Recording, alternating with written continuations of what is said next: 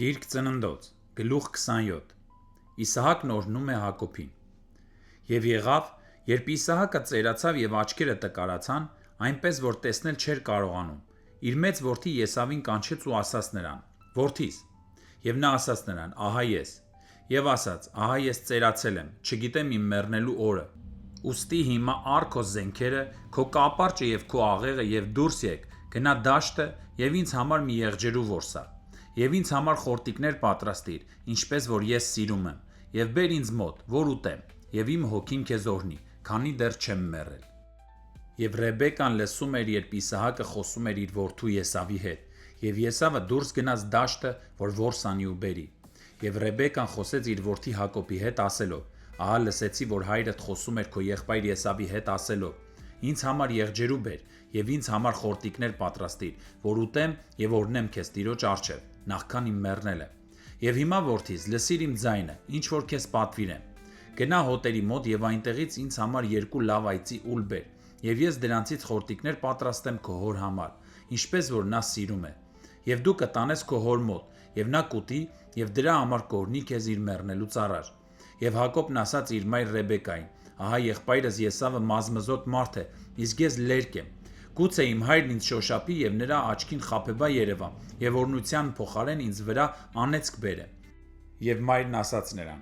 «Քո անեծքն ինձ վրա լինի, որդիս, միայն թե լսիր իմ ձայնին և գնա բեր դրանք ինձ համար»։ Եվ նա գնաց, առավ ու բերեց իր մոր համար, և նրա մայրը խորտիկներ պատրաստեց, ինչպես որ նրա հայրը սիրում էր։ Եվ Ռեբեկան վերցրեց իր անդրանիկ որդու Եսավի պատվական հագուստները, որ տանն իր մոտ էր, վերցրեց ու հագցրեց իր կրտսեր որդուն Հակոբին։ Եվ այծի ուլերի մորթիներն էլ հագցրեց նրա ձեռքերին և վզի անմազ տեղերին։ Եվ խորտիկները և այն հացն էլ, որ շինել էր, տվեց իր որդի Հակոբի ձեռքը։ Եվ նա գնաց իր հոր մոտ և ասաց.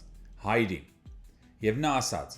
«Ահա ես»։ «Դու ո՞վ ես, որդիս»։ Եվ Հակոբն ասաց իր հորը.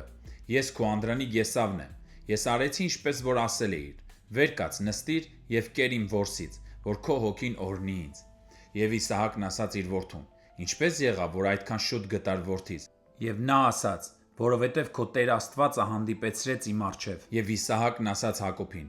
«Մոտեցիր և թող քեզ շոշափեմ, որդիս, թե արդյոք դու ես իմ որդի Եսավը, թե ոչ»։ Եվ Հակոբը մոտեցավ իր հայր Իսահակի, և նա շոշափեց նրան ու ասաց.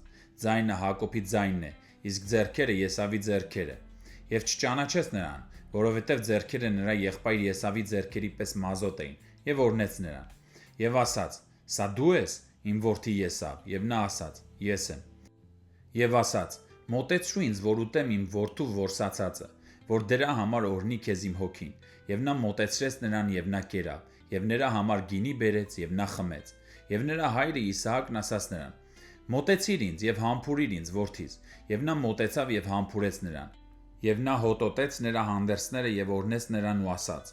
«Տես իմ որդու հոտը, այն արդի հոտի նման է, որն օրհնեց Տերը։ Ուստի Աստված տա քեզ երկնքի ցողից և երկրի պահարտությունից և ցորենի ու գինու առատություն։ Ազգեր թող ծառայեն քեզ և ժողովուրդներ քեզ խոնարհվեն։ Քո եղբայրների Տերը եղիր, և քո մոր որդիները քո առջև խոնարհվեն։ Քեզ անիծողներն անիծյալ և քեզ օրհնողները օրհնյալ լինեն»։ Եվ եղավ, երբ Իսահակը Հակոբին օրհնեց, վերջացրեց և եղավ, հենց որ Հակոբը դուրս եկավ իր հոր Իսահակի առջևից, նրա եղբայր Եսավը եկավ որսից։ Նա էլ խորտիկներ շինեց և բերեց իր հոր մոտ և ասաց հորը.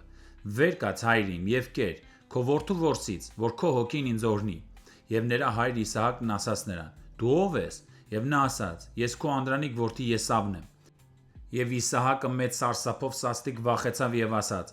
«Ապա նա ո՞վ էր, որ որս էր արել և բերել ինձ համար, և ես ամենից կերա քո գալուց առաջ և օրհնեցի նրան, նա օրհնված էլ կմնա»։ Եվ երբ Եսավը լսեց իր հոր խոսքերը, բարձր ու դառն աղաղակելով լաց եղավ, և ասաց իր հորը.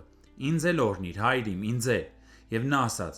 «Քո եղբայրը եկավ նենգությամբ և քո օրհնությունը վերցրեց։ Մի՞թե նրա անունը Հակոբ չէ, և ահա սա արդեն երկրորդ անգամ է ինձ խաբել։ Իմ անդրանիկությունն առավ և հիմա էլ ահա օրհնությունս առավ»։ Եվ ասաց.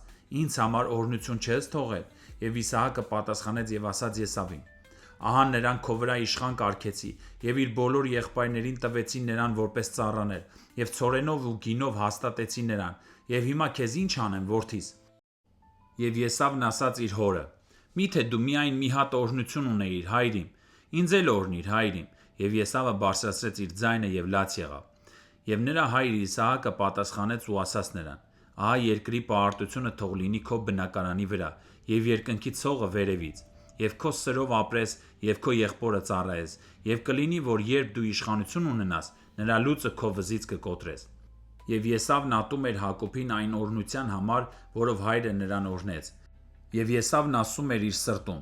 «Մոտենում են իմ հոր համար սուգ անելու օրերը, այն ժամանակ ես կսպանեմ իմ եղբայր Հակոբին»։ Երբ Ռեբեկային պատմեցին իր մեծ որդու Եսավի այս խոսքերի մասին, նա մարդ ուղարկեց, կանչեց իր կրտսեր որդի Հակոբին և ասաց նրան.